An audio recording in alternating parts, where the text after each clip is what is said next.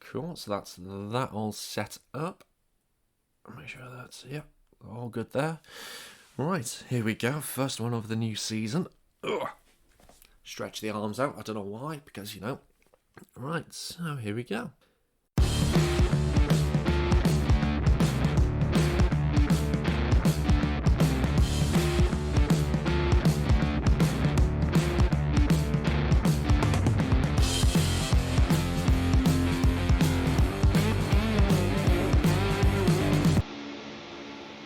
Hello and welcome to Season 2 of the DC United Kingdom podcast. I'm your host, James Graham, and alongside me, I've got a guest with me. His name is Ken. You've heard him before on last season's shows, but if you're new to the show, thank you for listening. And Ken, let the listeners know about yourself for those first-timers. So my name's Ken. I run the DCU_soccer page on Twitter, and my other work's linked there. Check it out if you want. Yeah, and you've wrote up quite a good piece recently on one of our new signings. It's kind of had quite a bit of attention on it. So if you've not checked him out, or if you're about to check him out, go and have a look at that bit of work. If you head over onto his website, it's a good read. Obviously, it's been a few months since we've had a good little chat, so what have you been up to, Ken? Nothing much. I've been enjoying the off-season. I kind of, during the MLS season, I do a lot of this kind of stuff with the DC United content stuff, but in the off-season, I was working on some of my other side projects and, doing those kind of things, but also relaxing and I guess getting ready for, our next season. Yeah, and we've got it's going to be quite a big season and quite not just on the pitch but off the pitch, because we've now no longer have Wayne Rooney or Lucho Acosta, so we've had to try and replace them, and I think we've done rather well, let's put it that way. So big thing for me on this one is over the off season, have had the chance to actually gain some sponsorship for the show, and this is where we're going to intro the sponsor. They are the guys over at MLS UK show, and they wanted to leave a little message for us. So before we head into the main part, let's just hear from the guys over at the MLS UK show. Hey DC squad, this is Elliot Holman. And I'm Henry Hewitt. And we are the MLS UK show. And we're really excited to be sponsoring the DC United Kingdom podcast for 2020. But if you know James's podcast, DC United Kingdom Squad, and you're not aware of us at the MLS UK show, Elliot, what can we give them? Well, unfortunately for you, we don't just focus on DC United. You're in there, you're in the mix. But we focus on the whole of MLS from a UK perspective. Just a couple of lads who are sick of British football because our teams are rubbish. Whether you want to hear games like the Jason Christ is Right, you want to hear interviews like with Rory from DC United, and then some MLS players like Tom Barlow from New York Red Bulls. Sorry. Awkward. We've got loads on the show and we want you to be a part of it as well. Get in touch on our socials. At MLS UK Show on Twitter and on Instagram, and search MLS UK Show on Facebook as well. So that's it. Best of luck for the season ahead. Back to James. Thank you, Elliot and Henry. It is an absolute honour to have you sponsoring for the 2020 season. If you've not actually listened to the MLS UK show yet, please do. They are absolutely awesome, and they are the guys that kind of inspired me to start doing the podcast. So please do check them out. They are fantastic. Give them a follow. Search the hashtag MLS UK. You'll see everything that's going on in the MLS UK community, and it's ever growing, and it is been fantastic. So, Ken, we need to discuss some transfers because there's been a few incomings and outgoings, let's put it that way. We still don't know what's happening with Quincy, and I think no news is, unfortunately, in this instance, bad news, isn't it?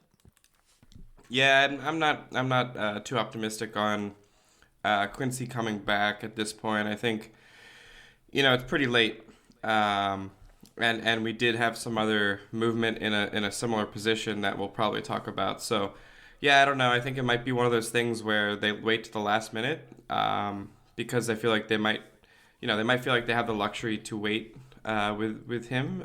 But I don't know. I mean, he's been putting out a lot of stuff about marketing himself to any team that will talk to him, and see if it's a good fit with another MLS team. So I don't know. Yeah, and if you don't follow him on Twitter, please do, because he is absolutely phenomenal. You see some of the responses that he gives, and it's the same on Instagram. He is fantastic. His social content is by far and away the best I've seen out of any MLS player, and to be honest, pretty much any player. He's very funny, he's witty, he's got great comebacks if you start to slag him off, especially if you talk to him about his time against Zlatan. I hope he comes back not just from on the pitch kind of view and being that guy who can fill out the roster very nicely, but just for his content, because he's brilliant. Other outgoings we've had, Jalen Robinson's been released, one of our homegrown players that we've had. Not too disappointed, I want to say, because he wasn't the greatest on the pitch. I don't know whether you will agree with me on that one, Ken. Well, I mean, I think he was serviceable, right? But I think for him, it would have been it would have been a little disappointing that he didn't progress and fight his way into the starting 11, maybe a year or two sooner. Yeah. Yeah, I think it's for his development. He's unfortunately just a couple of years too old now. So hopefully he'll get a club, whether it's in another MLS team or whether it's down in USL. I think he'll still be a successful player. It's just not going to be at DC United. We lost Titi Rodriguez. We did not re-sign him for this season.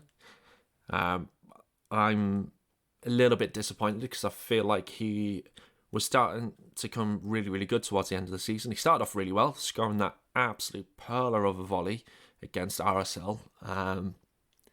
Then he had a bit of a different form, but I think when we started playing a bit more centrally, a little bit deeper, he was doing really well. So I'm a little bit sad he's not come back for 2020. What do you think, Ken? Do you agree with me on that one? Is there anything that you liked about Titi, or do you think we were right not to re-sign him? Well, I mean, I was disappointed, but I kind of saw it coming, kind of, when they started talking about what the fee would be. I think it was around like $2.5 million, which is pretty large. I guess, yeah, I thought he played pretty well last season. I think a lot of these guys come in, have like an okay first season, and really do well in their second season and forward. So I think we would have seen a lot better from him in a second season. But I guess that's not something you can bank on when making a $2.5 million investment. But I mean, you also never know. He could come back at any time, really. I mean, it really depends on if he's going to be getting playing time where he is now. But yeah, disappointed. I wanted to get a jersey with him on it, but I wasn't going to do it while he was on loan. And it turns out I was right. You were indeed. Leo Hara, he's obviously not been renewed for 2020 after being on loan for last season. Thoughts on him, Ken? Yeah, I mean, I think even when he was getting signed last off-season, he was very hesitant to come up here. He really likes Boca Juniors. That's where his heart is. That's where he wants to be. I'm not sure exactly what has happened to him after going back. I mean, I think it was pretty clear that he was not going to be one of the people that we bring back this season. I think even pretty early on in the season, it was pretty clear he was only there for the year.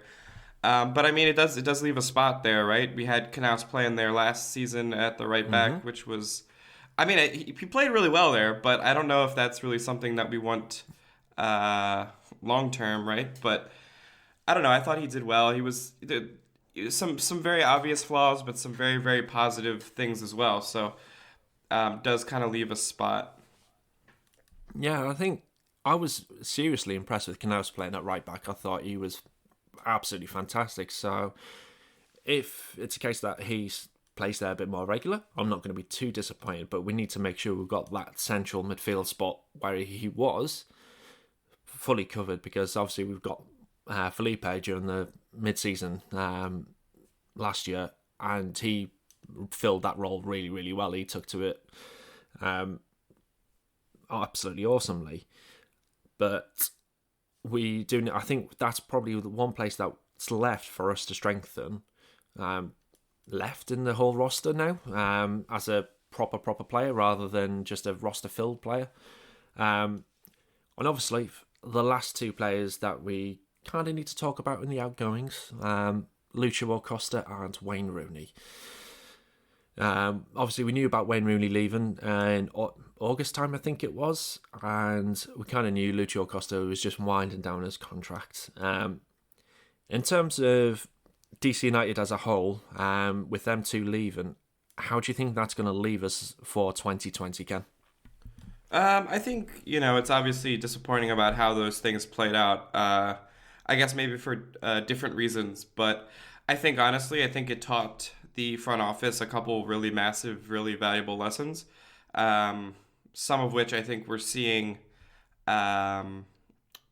play out right now in terms of who they're signing and how they're going about some of their stuff.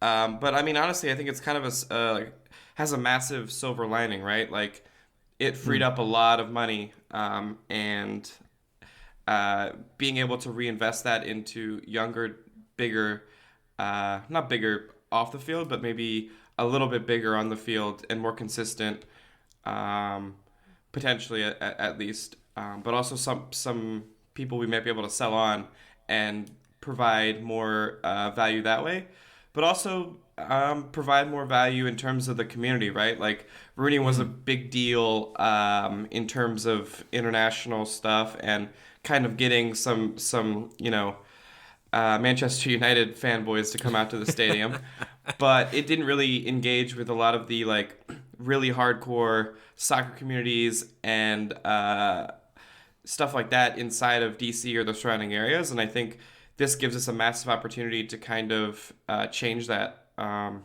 kind of get back to our roots from the late 90s, honestly, and somewhat into the 2000s, right? Yeah, absolutely. And it's helped for someone like myself with Wayne Rooney, who joined back in 2018, and getting the publicity about the club over here, because generally speaking, there wasn't really anything about DC United at all here until Wayne Rooney joined, and we were on Sky Sports News, we were on the main sports broadcasters week in, week out when he joined. So from my point of view, that was fantastic. But I totally agree with the fact that when you look at the local community aspect of it, you never saw Wayne with any fans outside the ground, really. I never saw anything over on Twitter or on Instagram. It was just a case of you went, played, you saw a few photos from the matches, and that was about it. So the fact that, he's gone, he was on thousands upon thousands a week, so that's freed up a hell of a lot in the salary cap. And I think the same with Lucio as well. He was on a decent wage, so we've really been able to loosen the purse strings during the off-season to bring some players in. And one of those, who I think will have the biggest impact, and I think everyone's thought the same, is Addison Flores. It's you're being in the US and knowing DC a little bit more than I do, Ken. What's that going to do in terms of things like the local community and bringing fans into the ground? I think it's going to do a lot, right? Like, I think, I think the first thing is Flores is a Peruvian international, which by itself is a big deal even in a vacuum. Pretty well-respected national team, pretty strong team, making it to the final of the Copa America this last time. But also, I mean, DC and the surrounding area there has the third largest Peruvian community in the whole country.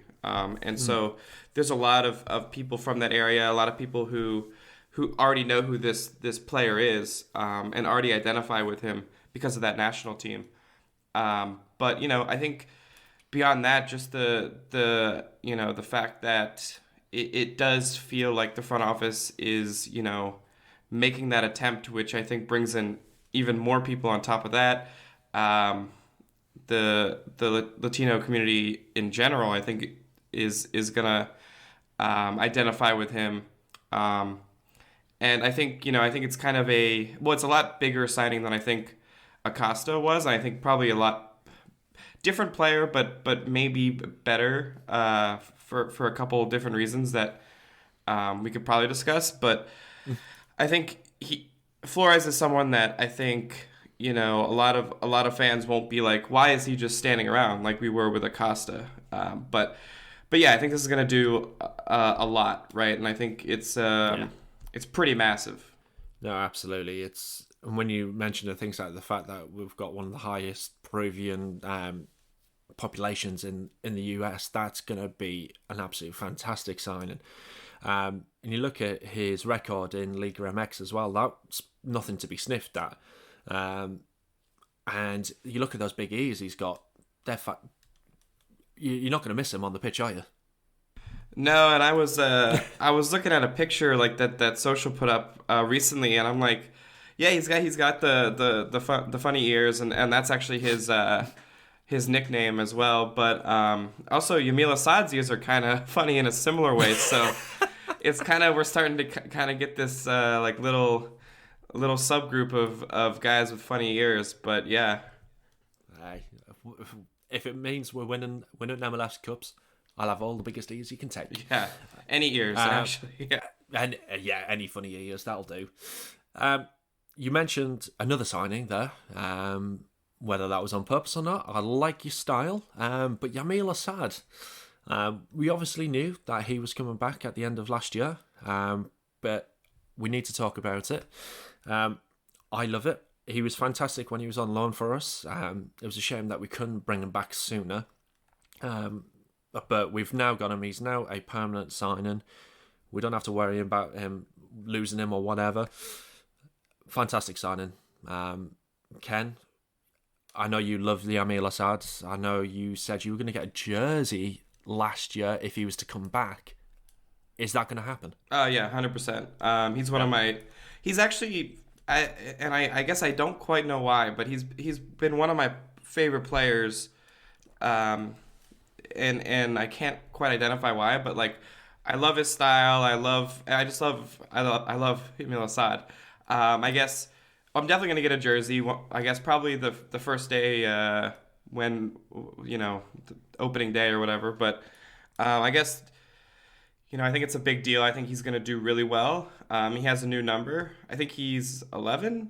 I think he is indeed. Yeah, which I think is cool because he was like 22 last time, and I think we talked about, either on this podcast or my podcast, that his old jersey was taken by Griffin Yao. So I'm like, well, what is his number going to be? But yeah, I mean, I think the only concerning thing would be that, yeah, he hasn't played in a year really, right? And the last time we saw him was recovering from an injury and not quite being at the same level he was for the rest of that season. But I mean, I think we know who he is. He played in Atlanta. We've saw him there. We saw him for DC.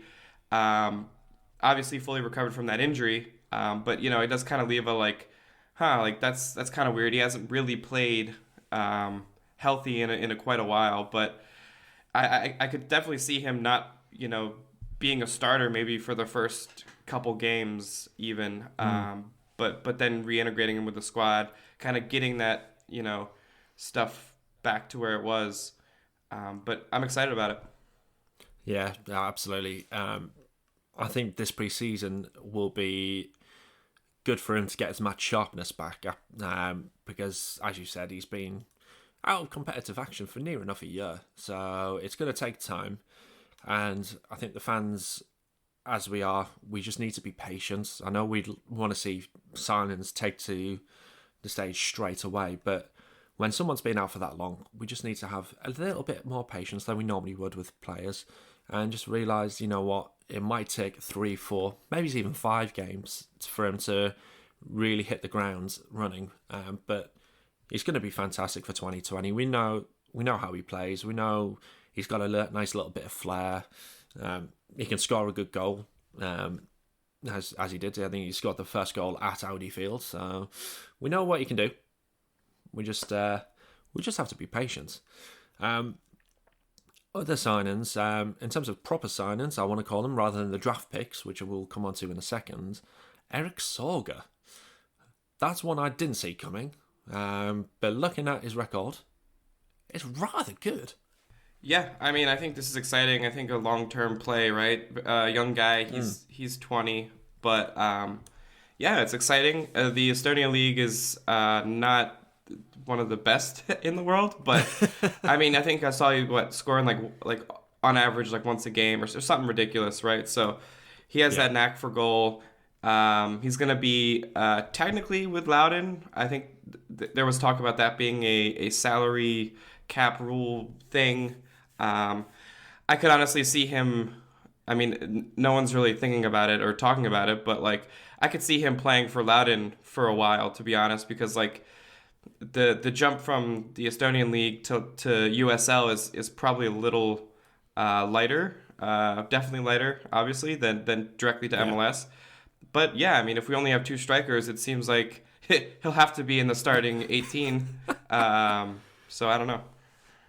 Yeah, I mean, as you said, his record with 1 goal a game is fantastic, and he is an international player as well. So he's got the big game experience. Maybe it's not to levels of normal European sides, but he knows where the net is, and he's going to be confident. And when you are inconfident, sometimes it doesn't matter what your skill level is. You're just going to carry on that way, and you're going to continue scoring goals. So I'm very happy to see him. It'll be interesting to see how he starts off at Loudon, because I think they were the ones who actually announced the signing. But we all know that's really a DC United signing. Just, it's going to be a good thing. The draft picks. We picked up 2 goalkeepers, which I was surprised by. But I want to talk about the giant goalkeeper, Simon Lefebvre. 6'8". It's pretty big. Yeah. I guess almost as tall as you, or as tall as you. Nearly. He's nearly there. Yeah. I thought it was kind of strange too. I guess when I was reading about it, it was a lot of like they need goalkeepers for Loudon. So, I mean, that kind of makes sense. I think people were complaining about it, but whatever. I mean, I think it's fine. If you could find value wherever you can find it, I think that's important, especially if it's in places of need for your USL team. Yeah, that's it. Definitely a USL signing for Loudon, but I think the fact that he's a bit of a giant, he's a bit of a different style of keeper. So it'll be interesting to see if he plays in US Open Cup, for example, and he might get a try out there. The other keeper we signed was in the 3rd round pick, I think it was, Andrew Verdi. I've just seen today he's not joining the club on pre-season in Florida. He's staying in school. The other player, which I've not really noticed much about, is Josh Fawoli. Is that how you pronounce it? No clue. No.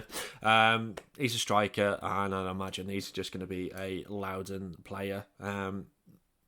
Possibly might get looking in US Open Cup games again, and in some friendly games, I would imagine, because we know US soccer loves a bit of summer friendlies, don't we?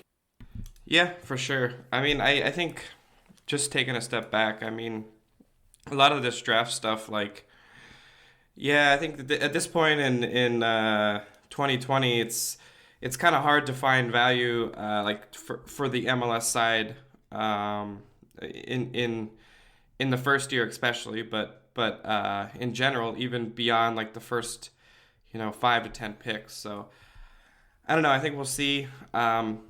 And again, to take another step back to the goalkeeper stuff, but yeah, I was kind of surprised they took 2, I guess, but because we do have Earl Edwards Jr., who I am quite fond of. I made a highlight video of him last year, and he's quite impressive, actually, I think, especially at the USL level. So I'm kind of curious how that'll play out and who will be starting for Loudon and how we do that, because at this moment DC United itself has 3 keepers, with Seitz, Hamid, and Edwards. So I'm hoping that Edwards gets some playing time, because I think he's relatively young and could be a MLS caliber keeper potentially. Yeah. Going back to the draft bit, I'm always keen to see what it's like, because we don't have anything like that over here in the UK. It's definitely an American thing. And I watched it last year and the year before, and it was intriguing to see how it all played out with the draft picks. You've got the interview of the players beforehand. You've obviously got the tests where they test the speed and things like that. And the previous 2 years that I watched it, it was all done in one place. All the players were there, the clubs were there. But this year, it took a little bit of a different turn, being the 25th year of MLS. And it was bizarre, because you had players at their universities or colleges, and it just felt a bit disconnected. And I don't know whether that's on purpose, the fact they're trying to maybe mellow down the SuperDraft as a whole and potentially get rid of it. But did you see the SuperDraft, and what did you make of it, if you did, Ken? Yeah, I watched a little bit of it. I mean, I think the novelty of it has worn out for me, to be honest. I think it's time for it to go, and I think they need to figure that out, especially since every year there seems to be less and less of the real value there. A lot of these kids are signing sooner and outside of the system, outside of the SuperDraft system. So you're kind of picking from, harshly, but kind of the leftovers, right? Yeah, and then it was weird. It was disjointed, and I don't know. It felt like they were trying to make it a thing, but it's obviously less of a thing, and then whatever. I don't know. Yeah, I do love the concept. I think it's great, and it's another way into professional soccer. But yeah, it's starting to become a little bit thin on the ground now with the possibilities of players, because, as you rightly said, they're signing sooner. They're signing with academies now. I do feel that is definitely the way forward. Clubs having academies, because they kind of see them through right from a very young age, and they get developed, I would say, at a much better level. So it'll be interesting to see what happens in the future with the SuperDraft, but we'll see what happens. We had quite a few rumours in terms of transfers. First one being was the Brian Lozano situation, which unfortunately didn't play out to our advantage. He signed a new deal. Was it Santos Laguna he's with? Yeah, in Liga MX, yeah. Yeah. Would you like to see that signing actually go through, Ken? I honestly, when I first saw those discussions happening, I mean, I'm familiar with the player and like relatively, not in a massive way, but I was very skeptical about it, especially, you know, the value of him and the potential transfer fees they were talking about. You know, they rejected one that was 11 million from another Liga MX side, Cruz Azul. I think they rejected a 12 million one from LAFC, which I don't know if that's confirmed, but still, right? So it didn't seem that likely, so I kind of was like, yeah, okay, whatever. I'm not sure. I don't know. I think he would definitely make a big difference for us. But when you start looking at, you know, 12, 13, 14, 15 million dollars and what we could do with that money, right? Like, yeah. we could sign, you know, we could pay Areola down to be a TAM level player, sign 2 DPs at 5 million a pop, right? And at that point, it's like, well, to me, I feel like that's a way smarter move. Especially, you know, it's a long season. People are going to miss games, being able to rotate people, but also injuries, right? Like, Lozano comes in. It's a big risk to put that much money into one thing. I mean, just like personal finances, you don't put all your money into one thing, right? So I don't know. I'm kind of okay with it, and I think it's probably wise that we didn't, spend honestly probably more than $7 or $8 million on a transfer fee for a player like that, considering our financial situations. Right, we're not Atlanta United, we're not LAFC, so I think it makes sense to not sign him. Yeah, yeah, totally agree. It would have been a hell of a lot of money, and in the grand scheme of things, it's for those of you who are listening around the rest of the world, apart from the States, $10-11 million doesn't sound like a lot in the grand scheme of things, where we're in the UK, we're used to seeing transfers and 30-40 million pounds. But for an MLS side, $11 million is a hell of a lot. So, as you rightly said, Ken, we can use that money in a hell of a lot of a smarter way. So, yeah, absolutely fine.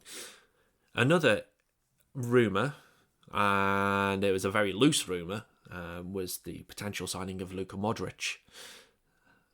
That would have been a hell of a lot of money to sign him, though, just on his wages alone. Yeah. Yeah. In the ranks of Mesut Ozil, kind of rumour signing that one, I think, and I definitely don't think it's going to happen. The wages would just be absolutely obscene, and for an MLS side, there's no real return on investment there, so we would have been losing out on a hell of a lot of money, I think. Yeah, I saw some reporting on this kind of after the original stuff came out that it wasn't just with DC, it was also with a couple other clubs, and none of them for short-term things, more longer-term, potentially years in the future. So, yeah, I don't know. These kind of things are I guess fun and whatever, but I don't put too much stock in those things, even really as a thought experiment.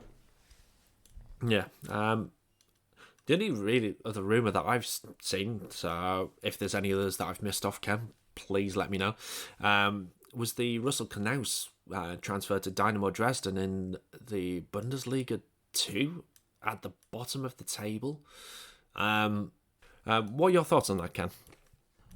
Well, I think it's interesting, right? I think we had rejected their original offer, so I don't think that he's going to be going there, and I don't think it's relatively that close either. I think it would have to be a lot more money, but I don't know. I think it's pretty likely that we'll see Knaus move on this year, because Knaus himself has said that he would like to move back or try himself again in Europe and Germany or whatever. Bundesliga 2 is not, I don't think, where he would want to go. I don't think that that team at the bottom of the table there is a good idea either. So, yeah, I think he's going to be trying really, really, really, really hard to prove himself beginning of this season so that he could potentially move during the summer. Yeah. I don't know what the real estate market's like in Germany either, but I don't think it's going to be quite as similar as what it is over there in the States. Yeah, I guess that's another consideration. Was there any other transfer rumours that you'd seen, Ken? There was like a rumor about I think his name was like Gaston Silva or whatever, Uruguayan defender. I think playing in Argentina, maybe. I don't know, but it was kind of squashed. It kind of keeps coming up, like in some circles, very low volume of talk, but basically seemed like a really really good defender, like a fullback, right? Yeah, seems relatively reasonable. I think this one it would be probably like a $3 million transfer fee. That's the kind of level we're talking. So pretty high. So yeah, I don't necessarily think that will happen, but I think we will look to see another defender, fullback, probably a center back and a fullback in this window. Yeah. Yeah. And then we've got to remember that we've got Chris Durkin as well, who's due to come back in the summer if they don't activate the transfer fee, which I think is agreed in the loan deal. So that could be another centre-back, central midfielder that we've got coming back ready, because he's playing quite a lot now over there in Belgium. Yeah, he's playing. I think he's had like 5 starts in a row. Yeah, I don't know. He says that he likes it over there and wants to stay. So honestly, I think he's gonna either stay there, figure that out, or honestly move on to a different club in Europe because I think there was like an interview or something that came out where basically he was like, well, it's a lot less comfortable being over here. I'm able to challenge myself more. I think he got kind of comfortable at DC. I mean, since he's been around and it's kind of his area, I can see how that happens. So. No, absolutely. I mean, I'd love him to come back because he is a good little player. He just needs to work on his consistency because I did notice at times his form did dip quite a bit. But I suppose, that would go hand in hand with the fact that if he didn't feel like he was being challenged enough, then that would ring true. So I'd like to see him back, but if he needs to challenge himself in Europe, and if he can do that, then fair play to him. So, thoughts on the season ahead. What's going to be our strengths this season, Ken? What do you reckon? I think what I'm looking at right now, with the transfer window not being closed, I mean, I just mentioned I think we'll see some more defensive moves, but we're looking to be a lot more deep than we were last year. We have, our top 4 would probably end up being Assad, Flores, Areola, and Kamara. But in that midfield, those wingers, we have Boateng, Segura as backups. And then as a backup to, I guess, either of those would be Griffin Yao, who's kind of maturing a little bit. Got some minutes last year, but we'll probably be able to do maybe a little bit more this year. So we have that for a whole season. We have Moses Nyman coming in as a homegrown.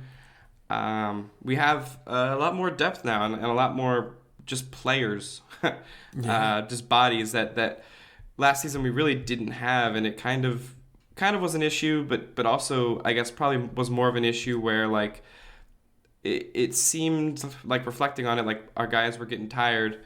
But I mean, and also we have O'Neal Fisher coming back. That'll be good. Whether that ends up being a backup or a starter, I think that's good. That was something we were kind of missing a little bit. But I mean, I'm kind of optimistic, right? I think the Flores signing is a big deal. I don't think we need another.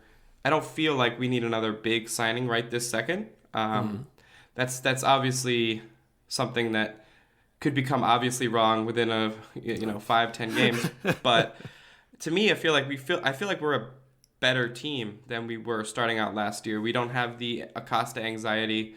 Our players are not really aging. Like I felt some anxiety about Rooney potentially having to play 30 plus games, but this year all of our players should be not hitting the last year or 2 years of their career. So I think we're pretty solid. I think we need probably 2 more defenders and a backup striker. I think we're really, really, really, really solid. Yeah, totally agree. And I feel like that those 2 defenders that we need to get in, they're definitely going to be backup, because we don't want to tinker around too much with the backline, we've got to remember they were very, very successful in 2019. So many shutouts. It was just unbelievable. Obviously, Bill Hamid's taken most of that pressure. But Birnbaum and Briant, they were fantastic during that season. Mora, great going forward. His injuries just plagued that season, but when he was playing, he was absolutely awesome. And it was just that right back position where we had Hara, we had Knaus playing there. We just needed that extra bit of cover last season, and it would have been great. So, as you say, get a couple of more in, and I think we are setting ourselves up for a really, really strong season. Ken, going on that, carry on. Yeah, I think the one thing that worries me a little bit, I think we have a solid back line. I mean, even if with no more starters or starting caliber players coming in, I think we're good. My concern now is with Robinson leaving. That leaves us with 3 center backs, really. Brilliant, Birnbaum, and Pines. And last year we actually saw the need to go to a 3-back system with those 3. And it's like, okay, well then if one of those gets hurt, we're already in this weird position where we're in back 3. So then do we go to a back 4? But we already decided we couldn't do that. So like what? So like maybe, you know, I don't know, like a Jalen Robinson replacement type situation, or maybe someone who can play multiple positions. But I think the depth there will be pretty key. But also I think we need to remember Brilliant had a great season, but he's also getting up there. I think he's 35, right? He's already not the fastest player, so yeah. I wouldn't be surprised if he does not have an amazing season, right? Kind of hedging, you know, right? But yeah. I mean, you've got to. I think none of us were expecting how good of a season Brion was going to have. I think that shocked all of us, but his positioning sense was really good given his lack of pace. So you knew he had to be in the right place at the right time, and the amount of times he cleared that ball off the line last season, that's fantastic for someone who's not the most mobile. Credit is given where credit is due. Let's put it that way. Moving on to where we could improve. I know my feelings and yours are probably going to be exactly the same. Going on from the previous season and even the season before that, improvements for me would be amount of goals that we're scoring and getting through the first round of the playoffs. Yeah, I mean, I think a lot of the issues were like, we weren't really scoring that many goals. I think with Rooney kind of checking it in, honestly, there in that last 6 months, and Acosta, I mean, whatever, right? That was not great. Those were really hard things to overcome, especially with a squad that wasn't that deep. To our earlier points, but yeah, I mean, I think we're gonna score more goals, and some of that will come from coaching as well. So there's that to look at as well. Yeah, absolutely. And I don't know whether the spot's been filled, but they were looking for another coach in the back room. So hopefully, whoever comes in, or if it's already been filled, fantastic. That will make a key difference in the way the team plays. And that's another thing I think we can improve on is we started off with an identity at the start of the season, the way we played against Atlanta, the way we played against RSL, Orlando. And then it just petered off during the mid-season. Granted, we had those injuries, but we lost our style and lost the way we played. And then you saw it come back towards the end of the season when you looked at the games like against Seattle, LA Galaxy, where we're all about the high press and getting into the faces of the opponents. And I want to see us be consistent throughout the season with that and not lose our style, not lose our identity of who we are. For me, that was one of my things that I saw last season, and I think we can improve on that. And if we do that, I think we'll finish quite well. Yeah, I think some of that's coaching, right? But some of it's also just MLS seasons can be relatively harsh on players, right? Like a lot of those games were not spaced that far apart, and that's tiring. Sure. You have 2 or 3 injuries, and your squad is 20 people, and you know you're starting to have issues there with even getting players on the field, like filling a team and filling out the bench, but also like the quality last year was in the depth was not great. So I think even as those wingers, you know, Boateng and Segura, we know Segura is serviceable. We know he is a above average MLS player. He's not great.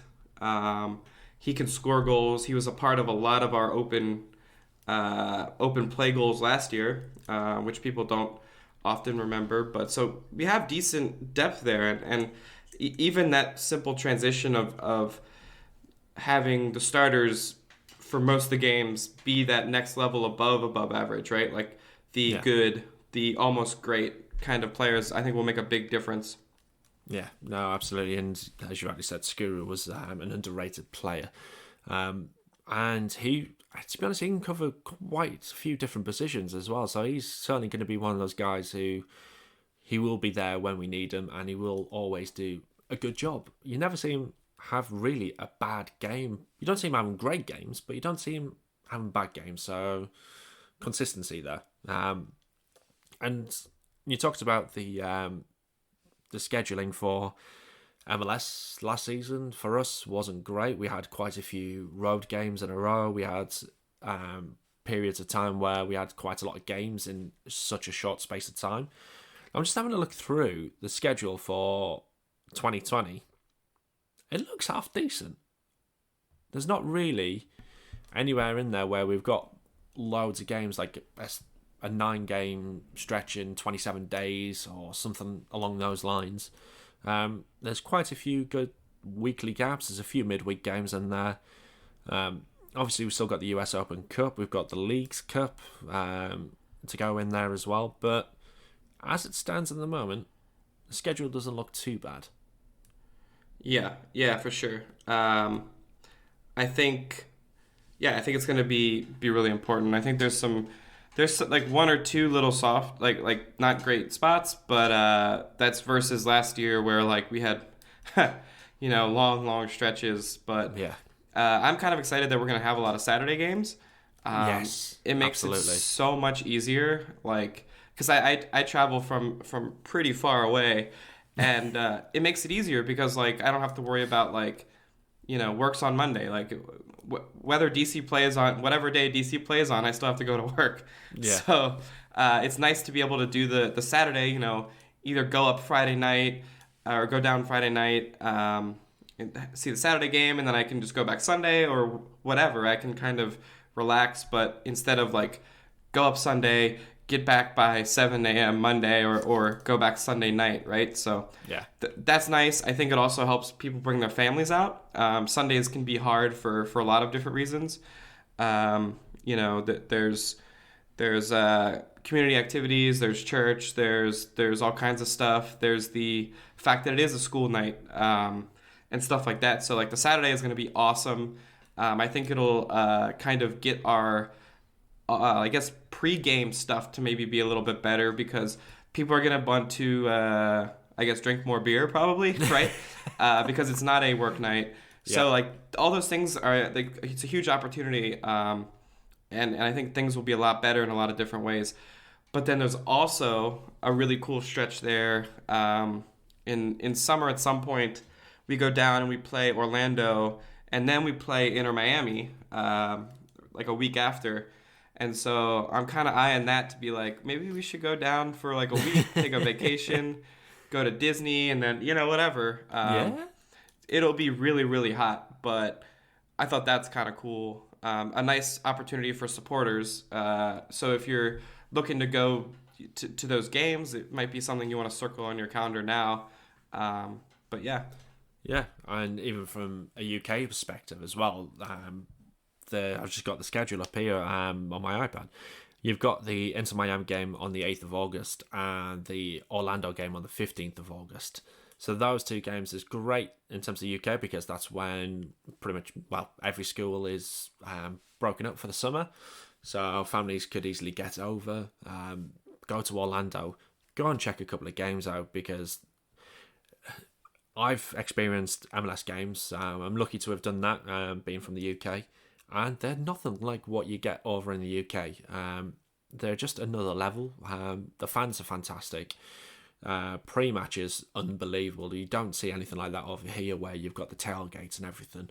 And I know Orlando City, they do some great walks into the stadium. Because there's a couple of UK Orlando fans, to say the least, for some bizarre reason. Don't know why. They've never been successful, but there you go. And it's just another way of doing it, but it's a fantastic way of doing it. And the things compared to what we get over here, the things I love is the fact that you can have a drink in the stands. That's brilliant because you don't allow that over here. And the fans usually aren't always segregated, so it's quite nice to have a little bit of a mingle and speak to the opposing team fans, because you're not going to get any violence or anything like that, so that's incredibly rare. And I just love it. So if you're in the UK, you support DC United, you want to go and see a game, head over for the summer, go to Orlando, check out 2 games. Yeah, I think on top of that, like, again, like, if you've never been to Disney, that's incredible experience, right? Yeah. Especially if you have kids. But also there's Universal Studios, like Miami is Miami, right? So there are like a lot of different things to do there, like, and it's really fun. So if you do want to go to both those games, spend a week and a half, it's not like you'll just be sitting around for that week. I mean, there's tons and tons of stuff to do. You got Disney, you got the nightlife in Miami. There's hockey games. There's all kinds of cool stuff there, and it's a really, really potentially good opportunity, right? So yeah. I mean, I did it a couple of years ago. Went over to Orlando, did the whole Disney thing, did the whole Universal thing, and because there's so many different parks as well, you've got so much opportunity just to spend a full day there. And to be honest, you don't actually see everything in one day, so you can go there a couple of days. So if you're there for that period of time, yeah, you're right, you're not going to be bored. Catch a game. They're both in the evening as well. They're both at the Inter Miami games at an 8 p.m. kickoff Eastern time, and the Orlando game is a 7:30 kickoff Eastern time as well. So it's not like you're kind of going to waste a day up going to a theme park. You can do the theme park and then go to the soccer match in the evening. So it'll be a great way. So anyone who's listening, if you do that, let me know. I'd love to see and hear about it as well, and potentially get you on the show to talk about it. So Ken, big question. We're in obviously the off season at the moment. We're coming up to the preseason games and things like that, but I know it's an early prediction and we still haven't finished the transfer window off, but I want to know, so far, how do you think we're going to do this season? I feel really, really positive. I did see that they had not filled that assistant coach position, and that it doesn't seem 100% likely that they will, which is a huge concern for me. I think coaching is probably the number one thing that would be an issue, right? Yeah. As we've talked about. I'm optimistic on a lot of things. I think some of the stuff we talked about, Flores, I think, is an amazing signing. I think Yamil Assad coming back, and the fact that I feel more confident in our first 18 than I did last year, I think, right? I feel more positive. Maybe that's just because I need to feel more positive, but I do. I feel a lot more positive about it. I think we're gonna do pretty well. The depth is pretty key, quality of depth, but also honestly, even the stuff that I see on social, right? It's obvious that there is some kind of internal shift, whether that's a large shift or a 10% shift. There's some kind of cultural shift going on right now. You can see that through some of the videos that are being produced in social. This Flores signing that is happening, that's a big deal and indicative of a lot of stuff, I think. So I'm positive about these things. I'm positive that when these vibes get better, especially inside of the front office, the teams, that kind of helps as well. I think social being as good as it's being right now, I think helps everything. And I know that might sound silly, but just the vibes are positive, and I think we're gonna sell more tickets this year. Yeah. So yeah, I feel pretty positive about everything. Yeah. I'm in the same boat because, as you rightly say, the fact that the social media side of things is becoming so much greater. The volume of content that's coming out is a heck of a lot more than it was at the start of last year. The quality of the content is much better as well. And when you see things like that, it puts fans in a really, really good mood. And that will then translate to ticket sales. That will translate to the atmosphere. That will translate to better results on the pitch. So it's all the investments in terms of whether it's just the time or whether it's the money to get this content out there. It's all for the greater good in terms of the team. I think we'll be in the playoff side again. I'm going to put that out there because I still think that when you've got the likes of Nashville, who are in the Western Conference this year, aren't they? Into Miami, who are obviously a new side. I think they'll be the better out of those two. But when you've got the other sides who are in our conference and they don't look great still, I'm looking at you, Orlando. I feel confident about where we can finish. I don't think we're yet at the point where we're going to be a conference winning side, but with a good run, who's to say we couldn't do it? Yeah, definitely. I don't see us being number one. I think we make the playoffs. I think we do a little bit better than last year in terms of points. I'm honestly kind of really excited just for the 25th year of MLS. I mean, it's such a, I don't know, it just feels so like, wow, like at some points during the league's existence, it didn't even seem like it would exist. So like, I don't know. I think it's just a really big deal. I think the new teams are exciting. I honestly, people are kind of giving it some crap, but I like the Nashville's jersey. I think that's a cool color. I kind of grown to like their logo too. I think it's kind of cool. I kind of get it now with the music, but Inter Miami stuff looks really, really cool. They look to be signing a Colombian international for I think $15 million from Club America potentially. I think that's still in limbo, but like these are really big deals, and I think the Chicharito stuff I think is it can't be undersold. I think that's going to be a big deal. I mean, that's going to sell out literally every stadium in the United States that he goes to, and not only that, I think there will be an extra 5,000 people outside the stadiums, right? Like, I think that's how big of a deal this is.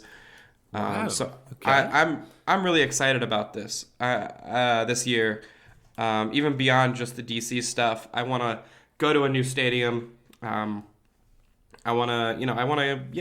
excited about everything. Yeah. So you just mentioned about you want to go to a new stadium. If you could pick any stadium that you've not been to yet, which one would you go to? Well, I want to. I mean, with no limits, I would go to Banc of California to see LAFC. Yeah. I think that would be the coolest thing. I think there's a lot of stuff that whether we or our supporter groups want to admit, we could learn a lot from them and their supporter groups and their supporter culture.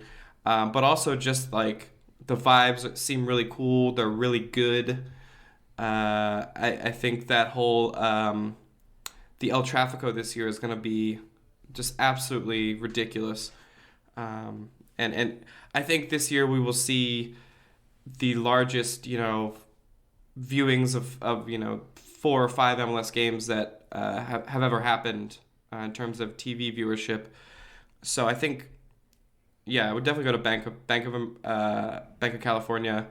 I guess as a second, I really want to go to Minnesota United's one. That one looks really cool with the beer hall. That's the first thing I think of. But honestly, I think even Nashville's I think would be kind of cool because it's not that far, right? I mean, last year I went to Atlanta. I'll probably want to go back to Atlanta again this year, but Nashville's not really. It might be a little closer actually to where I live, but okay. Yeah, those are like I guess the 3 that come to my mind. Yeah, that's fair. I would just love to be able to get the chance to come back to DC, to be honest. But, I don't think that might happen this year, unfortunately. It's not going to be 3 years in a row, which would have been nice, but, kid on the way, that's going to take priority, I think. That's probably reasonable. Yeah. I don't think the wife would be too happy either if I left her at home. We'll see. She'll listen to this and she'll probably give me a clip for saying that, to be honest. Sorry, Fliss. Right, so we've come up to the point where we've got the Q&A. We've got a few. I'm going to do the voice message first because I've got that at the ready, and then we'll go through some of the written stuff from you guys who've listened to the show. You have tweeted in some questions, some thoughts as well, so we'll go through that. But the first voice message, and the only voice message for this show, is from Aaron Motes. Let's hear what he has to say. Hi guys, this is Aaron Motes from Martinsburg, West Virginia.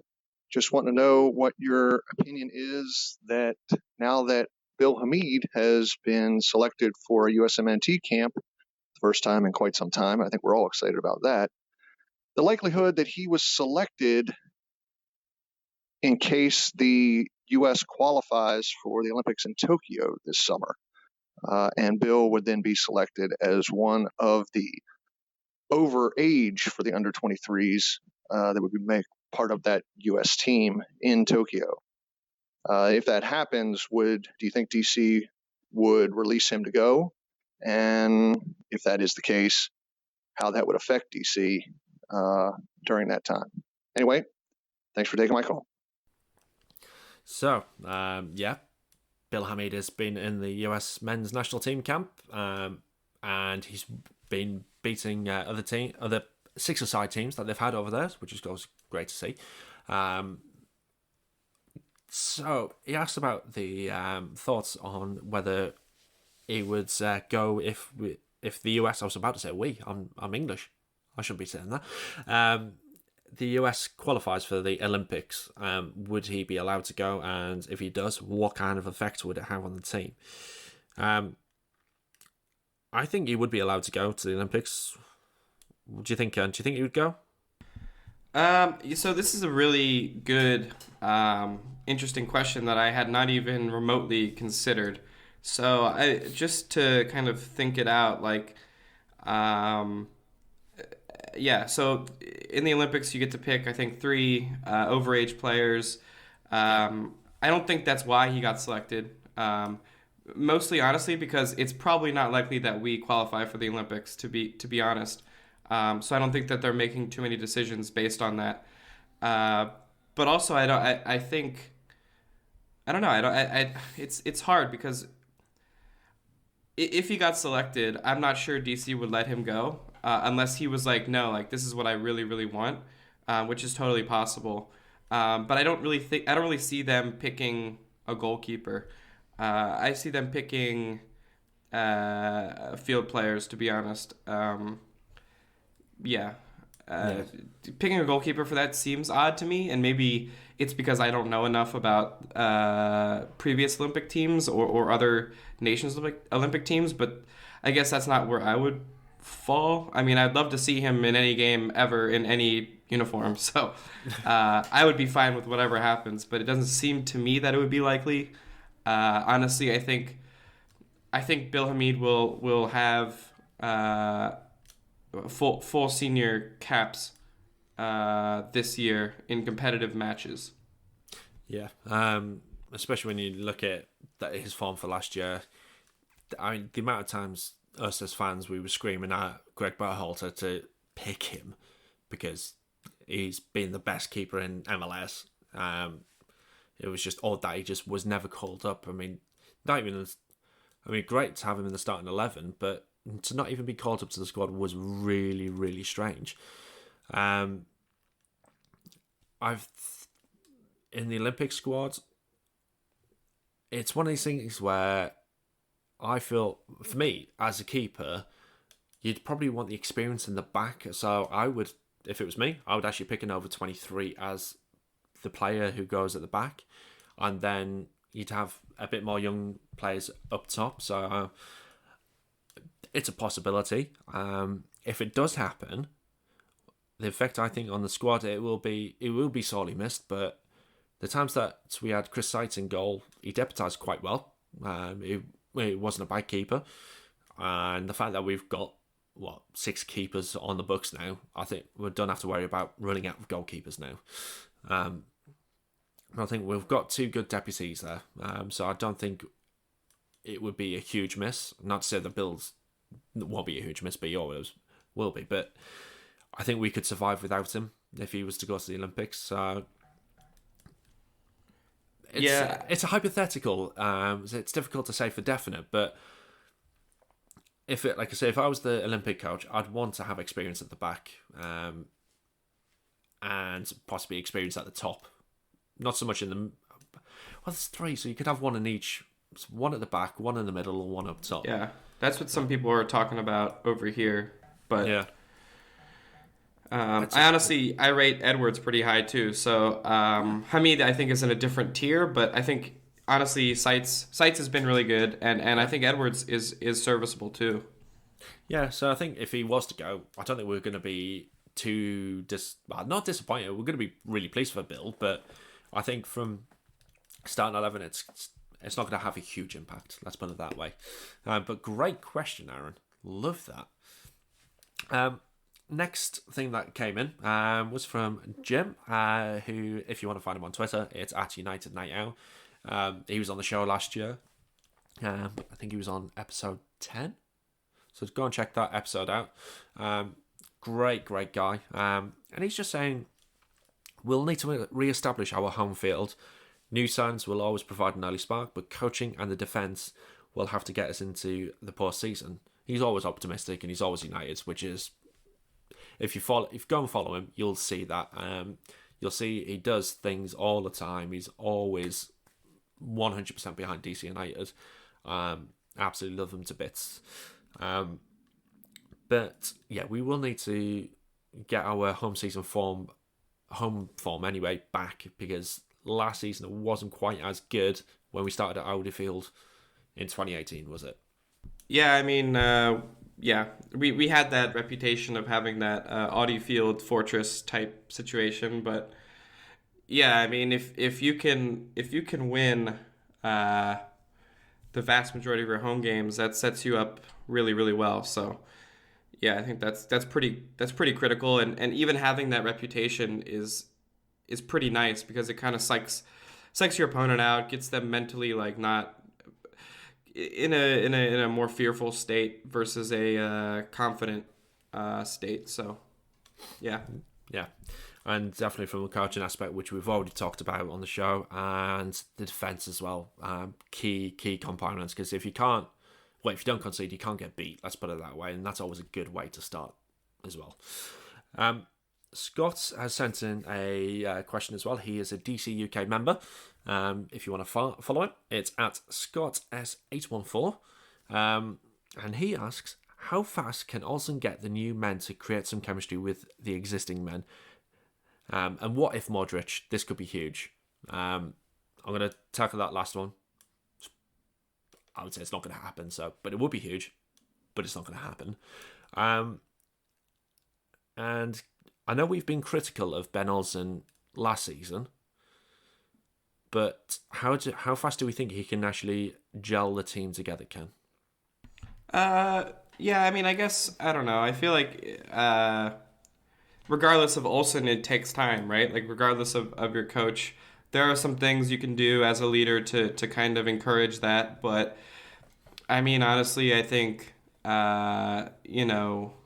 some other stuff has already been encouraging to me. Like, they've posted, squad goals or whatever on social media with all the guys, training together, like just on the bikes, whatever. But I think it'll be pretty low barrier. We have a really strong Spanish speaking contingent in the team now, so like, that makes it easier, right? Than potentially the opposite problem where we don't have that many Spanish speakers and we bring in one. So I think it'll be relatively fast. I think we need to have some patience here because even for the first 5-10 games, first third of the season, maybe that, yeah, like we're kind of replacing the goal scoring part of our team, or in the case of last year, the lack of goal scoring part of our team. But that all that stuff takes time, and a lot of the stuff that you see on these like really well drilled teams comes down to that, like the getting used to, the second nature, the being in someone else's head stuff. So that stuff takes time. I think we're gonna see after 10 games, I think we'll be solid, or as good as we'll probably. I don't know. We'll be reaching the peak of where we'll be able to hit. I think with just who we brought in now, we could bring in more. So I don't know. Yeah, and that's it. It's if we can get that chemistry sorted, we're going to be onto a winner. We've got a good pre-season schedule, which I've had a look at. We go over to Florida, have a few games, come back, train, and then go back out to Florida again to do final few games. We're up against some good sides as well, so that will always help with getting the team to understand how we all play together. As long as we're consistent with the types of players that we're playing, so if Flores gets a good run there, and have that forward line, the back line I'm confident in anyway, so I'm not too worried about it. But we need to get that forward four clicking, and that needs to happen straight away for us to be able to start off well and move on and get that season underway. Next question is from Brian Lake 12 over on Twitter. Also, his little thing is greying sideburns. He's recently become a DC UK member, and he's asked, well, it's quite a question for me really, but he's just asked, most important question would be, is the new baby here yet, and how's the family doing? The new baby is not here yet. He is due in about 5.5 weeks' time, so not too long away. I'm getting quite nervous and excited at the same time.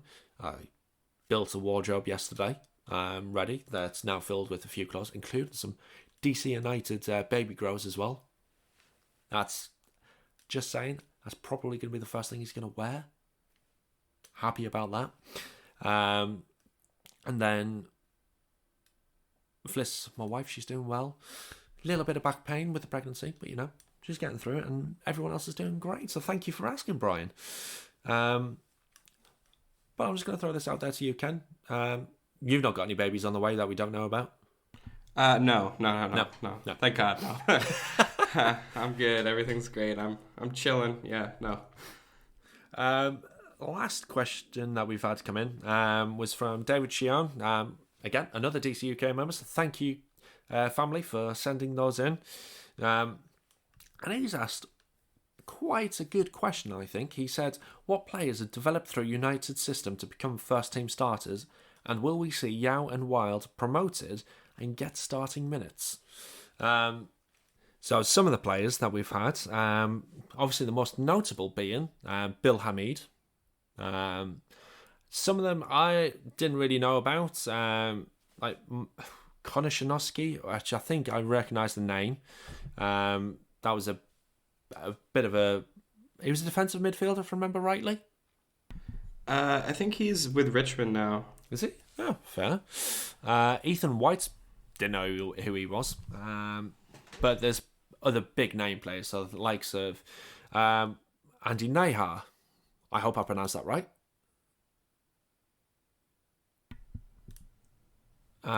We've had Colin Martin, Jalen Robinson, Michael Seaton, Chris Durkin, Donovan Pines, Griffin Yao, Moses Nyman, and Kevin Paredes. So quite a few. I think I've missed off a couple there, so apologies about that. But he's asked about, will we see Yao and Wild promoted? Yao, I think, has got more chance than Wild does. I think he's, despite his great, he had a very good season in USL with Loudoun United's Golden Wild, but I'm not sure he's going to be fully ready for MLS just yet. I think he still needs a little bit more time. What do you reckon, Ken? Well, Wild seems like he's gone. I think he's going back to Europe. I don't. He wasn't listed as with Loudon anymore, or DC. So I'm not sure what's happening with him. Oh, I did not know that.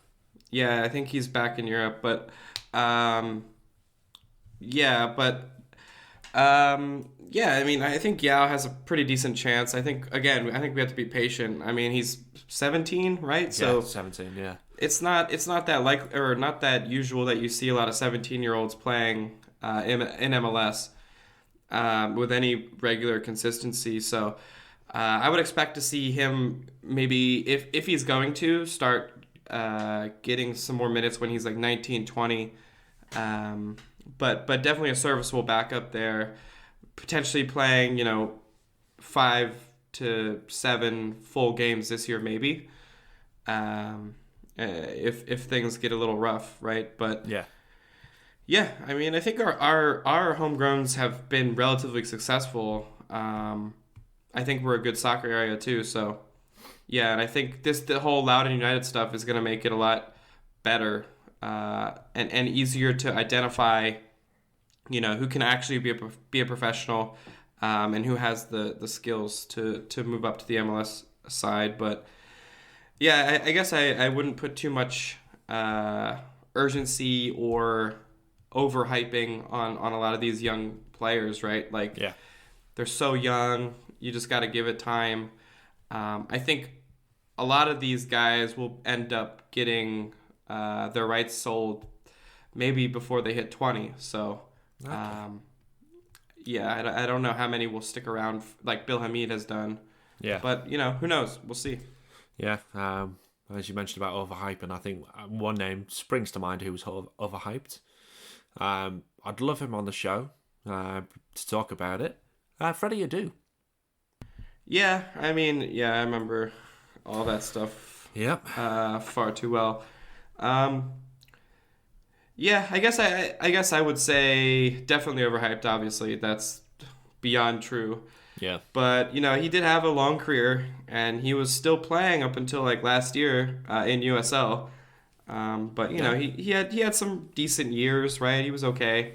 Yeah. But he looks a very good player, but I think it's just whatever happens. Obviously, going over to Europe at such a young age is gonna take its toll on you, and it just didn't kick on for him. But I think he's like 28 or 29. Yeah, which is something like that. Which is just crazy because it feels like he's been around for such a long time. I'd offer him a trial. See what he can do. I don't know. I think that relationship is long over. Because he looks at I think it was the last game at RFK. He's still got a good touch on him. But yeah, I mean, I don't know. Yeah, I think. I'm comfortable with the Freddie Adu story being over with DC United, so I don't know. I just want one last hurrah. I think that would. I don't know why. I love the guy. I think he's got something about him, and that's why he was signed at such a young age. There was something about him, but you never know. Just one last thing before we close out. RFK finally over. It's a sad time. Yeah, that's kind of weird. Yeah, I mean, I guess we all knew it was gonna happen, but I guess official. Yeah. And a little bit early, but that's okay. Yeah, I mean, from a health and safety point of view, absolutely spot on. Not going to complain about that, but it's a bit of an odd feeling. I mean, obviously we moved away from the RFK Stadium ages ago, but the RFK training complex was the last bit, and now we're gone. And that's it. So we'll see what happens. We're supposed to be opening up some new training complex quite soon, I think, off the top of my head. Yeah, I guess, yeah, but I don't know. The RFK land is that's an awful lot of land there, and Yeah. it would be nice for it to be used for something other than like, one game a year that's like an international friendly, like a park, something that could be more useful for the public than just sitting there rotting. But yeah, kind of bittersweet. I don't know. I think it's an era, and it's done. It is done. And it is done like this show, the first episode of Season 2, 2020. Thank you, Ken, for coming on. As you might have not heard, you might not have heard Sarah. She was due to be on the show, so it was a shame that she couldn't make it. So hopefully we'll have her on the next episode. But yes, thank you, Ken. Just before we do end, just a little reminder of where people can find you. Yeah, for sure. I'm on Twitter at DCU_soccer. Also on Instagram with that same title or username, whatever. Can also find my website, dcusoccer.com. And like James mentioned in the first couple minutes, I wrote a little cool thing about Edison Flores with some stats and some outlines of like, who he scored his goals against and why that might matter. Kind of, hyping the signing up a little bit. So, yeah, it's not too long of a read, but yeah. It's a great read, and you've got some great stats on there and some good analysis. So definitely worth having a little look over and seeing what you think. And do definitely drop Ken a follow over on Instagram and over on Twitter as well. Just to close out from me, obviously we're coming into the new season, so we've got a few things. You've obviously heard from some DC UK members in the Q&A, so if you want to join them and become a DC UK member, just head over to dcunitedkingdom.com.